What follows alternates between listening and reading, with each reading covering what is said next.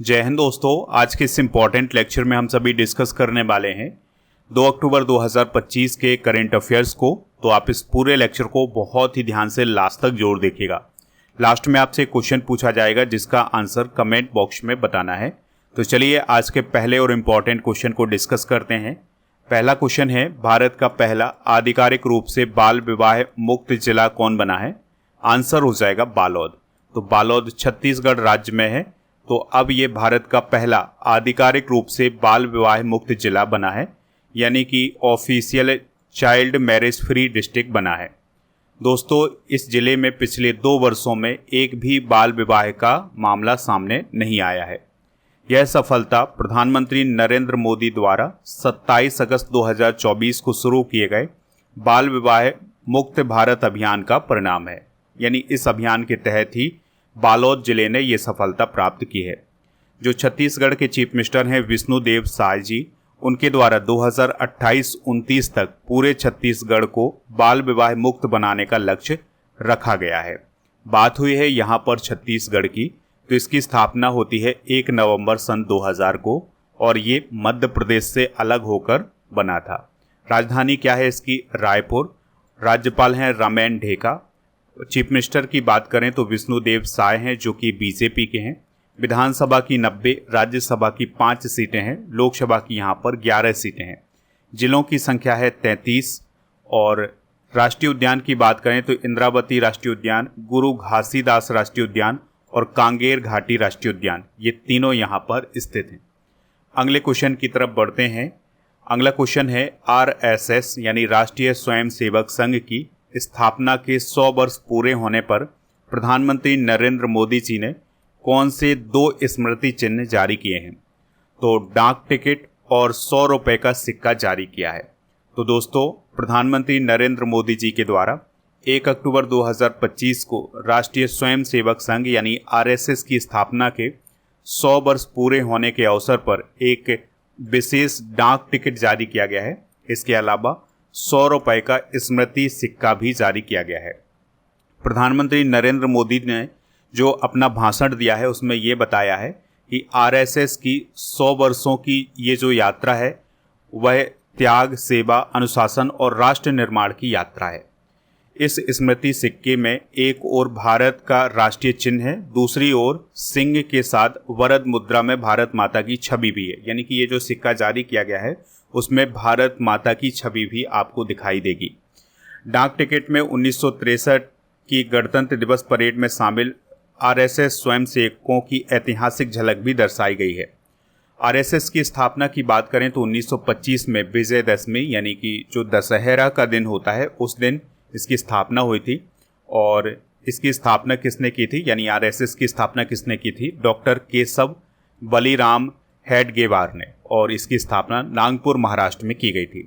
दोस्तों, RSS के उद्देश्य की बात करें तो राष्ट्र निर्माण में योगदान देने का ये काम करता है। अनुशासन, सेवा भाव और सांस्कृतिक जागरण को बढ़ावा देना इसका काम है। अगले क्वेश्चन की तरफ बढ़ते हैं। अगला क्वेश्चन है, ड्रोन कवच अभ्यास किस राज्य में आयोजित किया गया है? आंसर हो जाएगा अरुणाचल प्रदेश में।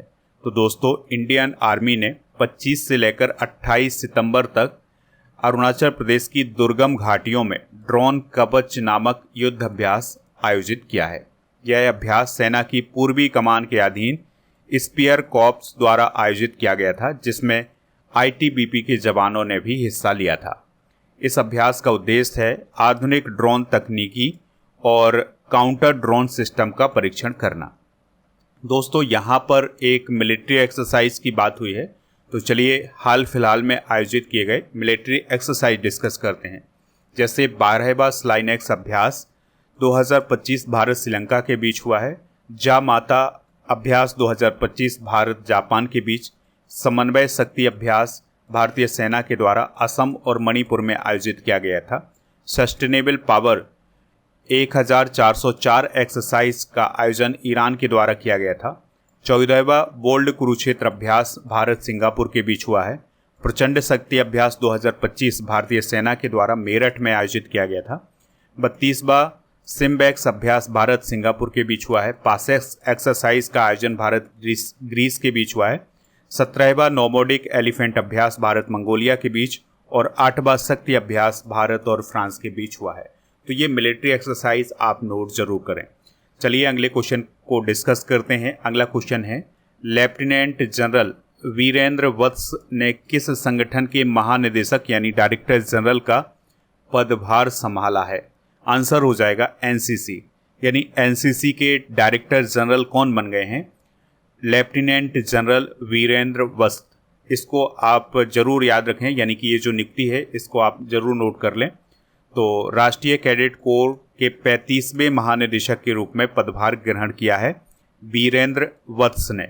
उन्होंने लेफ्टिनेंट जनरल गुरबील पाल सिंह का स्थान लिया है। दोस्तों, अगर हम वीरेंद्र वत्स जी की बात करें तो वो अरुणाचल प्रदेश, कश्मीर घाटी और सेना मुख्यालय में भी कार्य कर चुके हैं। एनसीसी की भी बात कर लेते हैं तो इसकी स्थापना 1948 को हुई थी, 15 जुलाई के दिन। मुख्यालय इसका नई दिल्ली में है। इसका कार्य है युवाओं को सैन्य अनुशासन, नेतृत्व, देशभक्ति और सामाजिक सेवा के लिए प्रशिक्षित करना। और इसमें सेना की 3 शाखाएं होती हैं, आर्मी की, नौसेना यानी नेवी की और एयरफोर्स यानी वायुसेना की। ये रक्षा मंत्रालय के अधीन है। इसका स्लोगन है एकता और अनुशासन यानी यूनिटी एंड डिसिप्लिन। अर्धसैनिक बलों के प्रमुख डिस्कस करते हैं तो सशस्त्र सीमा बल यानी एसएसबी के डीजी कौन बने हैं? संजय सिंघल बने हैं। और बीएसएफ के डीजी दलजीत सिंह चौधरी, सीआरपीएफ के डीजी ज्ञानेंद्र प्रताप सिंह, सीआईएसएफ के डीजी अभी हाल ही में प्रवीर रंजन बने हैं। एनएसजी के डीजी वी श्रीनिवासन बने हैं। एसपीजी के डायरेक्टर बने हैं आलोक शर्मा। आईटीबीपी के डीजी प्रवीण कुमार और इंडियन कोस्ट गार्ड के डीजी हैं शिवमणि परवेश और एनडीआरएफ के डीजी हैं पीयूष आनंद। अगले क्वेश्चन को डिस्कस करने से पहले दोस्तों कुछ और महत्वपूर्ण नियुक्तियां हैं, उनको भी डिस्कस करते हैं। तो आरपीएफ की डीजी हैं सोनाली मिश्रा, असम राइफल्स के डीजी हैं विकास लखेरा, होमगार्ड के डीजी हैं विवेक श्रीवास्तव और बीआरओ यानी सीमा सड़क संगठन की डीजी कौन है? रघु श्रीनिवासन। अगला क्वेश्चन है, एनसीआरबी 2023 के अनुसार पूर्वोत्तर भारत में सबसे अधिक हिंसक अपराध किस राज्य में दर्ज हुए हैं? आंसर हो जाएगा मणिपुर में। तो दोस्तों, साल 2023 में राष्ट्रीय अपराध रिकॉर्ड ब्यूरो यानी एनसीआरबी की रिपोर्ट के अनुसार मणिपुर पूर्वोत्तर भारत में हिंसक अपराधों और दंगों के मामलों में सबसे ऊपर है। यानी कि जो हमारे पूर्वोत्तर के राज्य हैं उनमें सबसे ज़्यादा हिंसक अपराध कहाँ पर हुए हैं? मणिपुर राज्य में हुए हैं। ये रिपोर्ट किसने जारी की है? तो राष्ट्रीय अपराध रिकॉर्ड ब्यूरो यानी एनसीआरबी ने ये डाटा पेश किया है।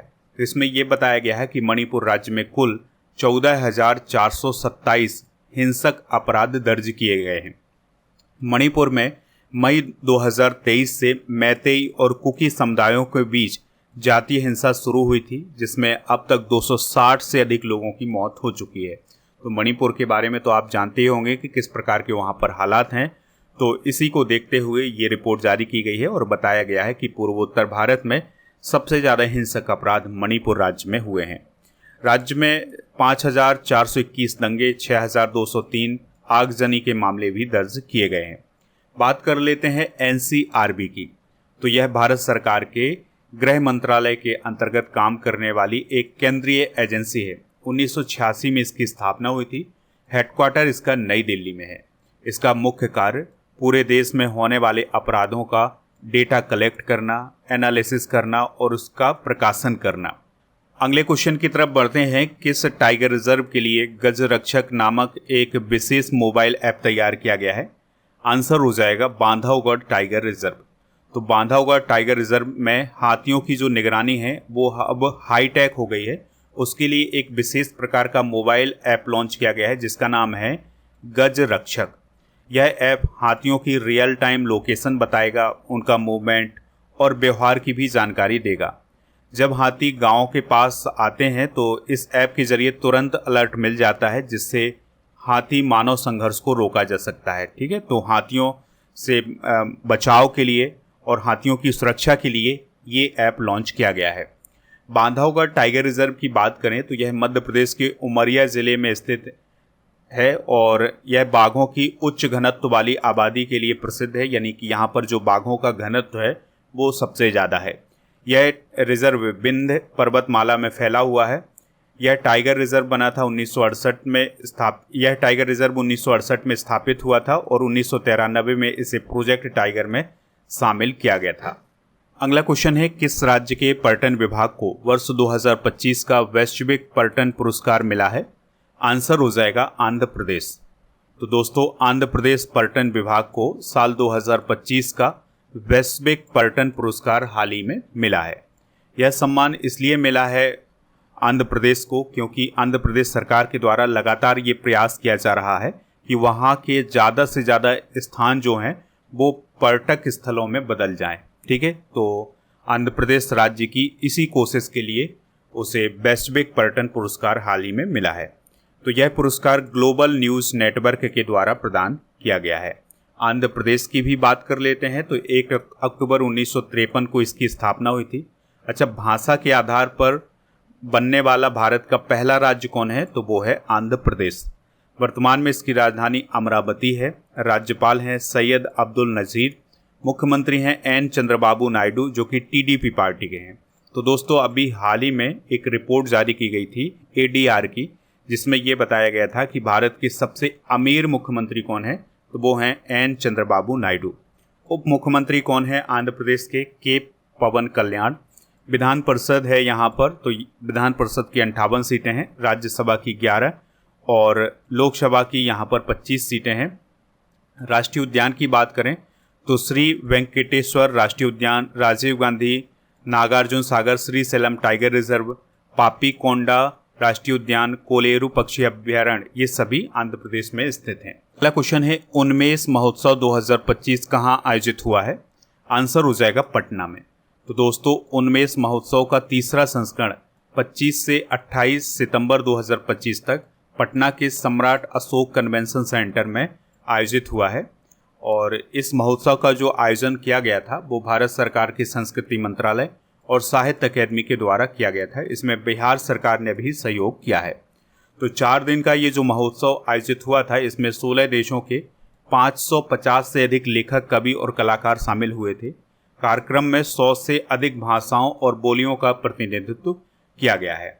अगला क्वेश्चन है, बुआ लोई तूफान ने किस देश को प्रभावित किया है?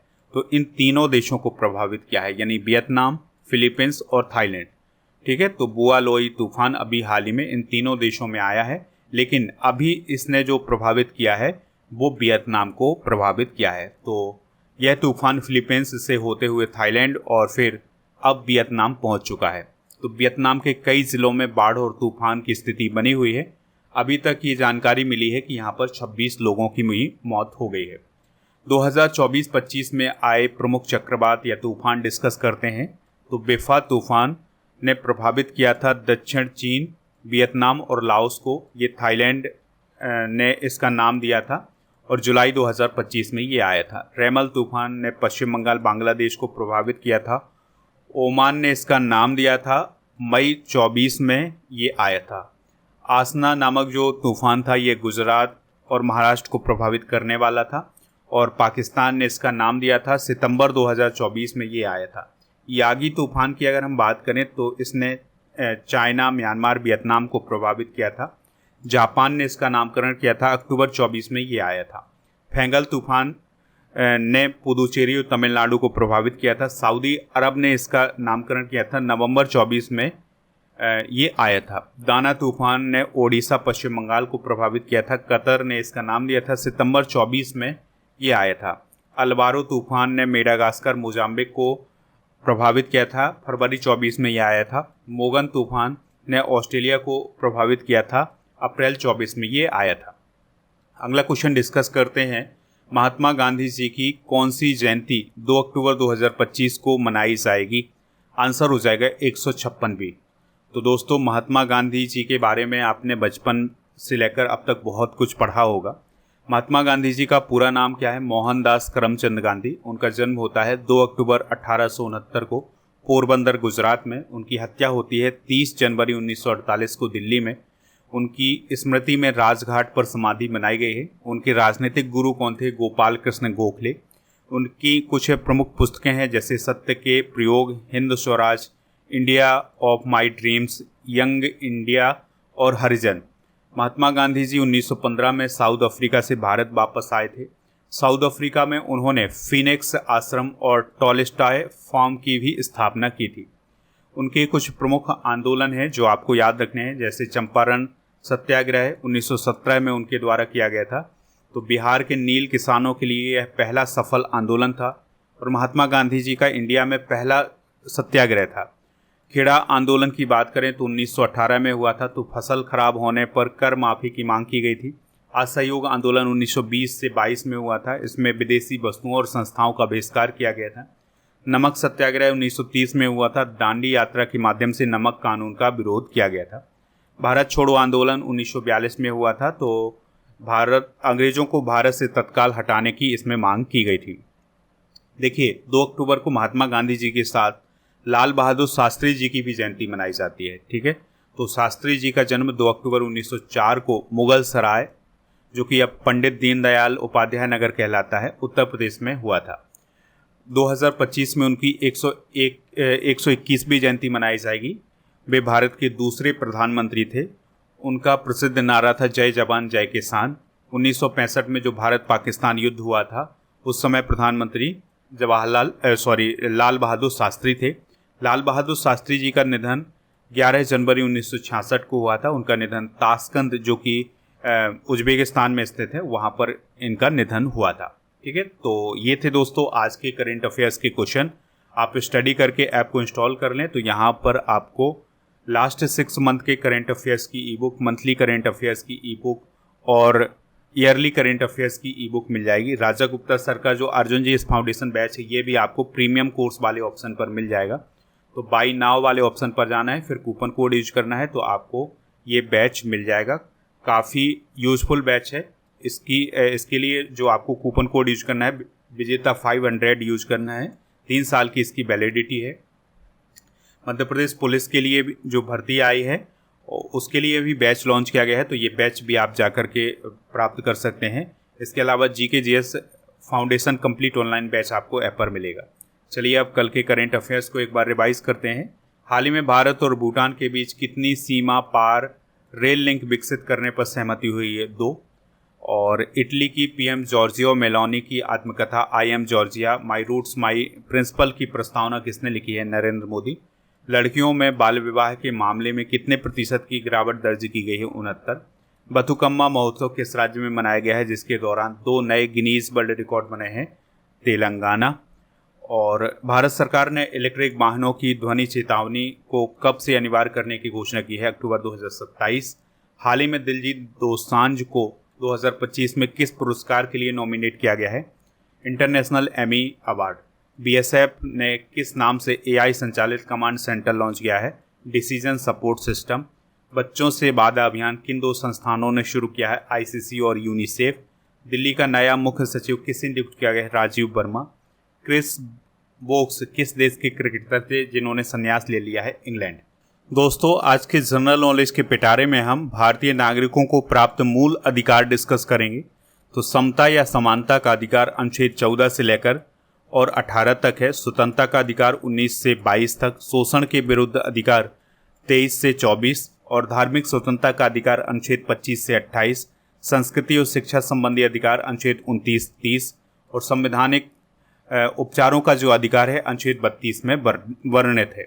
कल के करंट अफेयर्स में आपसे पूछा गया था यूनिसेफ का हेडक्वार्टर कहाँ है, तो ये न्यूयॉर्क में है। तो लगभग सभी लोगों ने इसका आंसर न्यूयॉर्क बताया हुआ है। आज आपके लिए क्वेश्चन है जो कि आज के करंट अफेयर्स में तो हमने नहीं बताया है, लेकिन पहले आपको पढ़ाया होगा ज़रूर। आप इस क्वेश्चन का आंसर दीजिए कि 2025 में ऑस्कर में बेस्ट फिल्म का पुरस्कार किसे मिला था? जो भी इसका राइट आंसर हो कमेंट बॉक्स में आप हमें ज़रूर बताएं। तो दोस्तों, आप ऐप को इंस्टॉल कर लें, तो यहाँ पर आपको सभी प्रकार के करंट अफेयर्स की ई बुक मिल जाएगी, PDF मिल जाएगी। इसके अलावा दोस्तों, आपको जो 2025 की मंथली करंट अफेयर्स की ई बुक होती है उसका पैकेज मिल जाएगा 199 रुपये में। उसके लिए कूपन कोड यूज करना है पैकेज 100। ठीक है, और आपको बता दें कि टेलीग्राम चैनल को भी ज्वाइन कर लें जिसका नाम स्टडी कर ऑफिशियल है। GKGS की ये सभी ई बुक आपको ऐप पर मिलेंगी। 1000 स्टैटिक GK की PDF, 1000 topic wise current affairs की PDF ऐप पर मिल जाएंगी। इसके अलावा ऐप पर जो टेस्ट पास वाला ऑप्शन है, यहाँ पर आपको डेली करेंट अफेयर्स का टेस्ट और 4000 से अधिक टेस्ट मिलेंगे 1 साल की वैलिडिटी के साथ।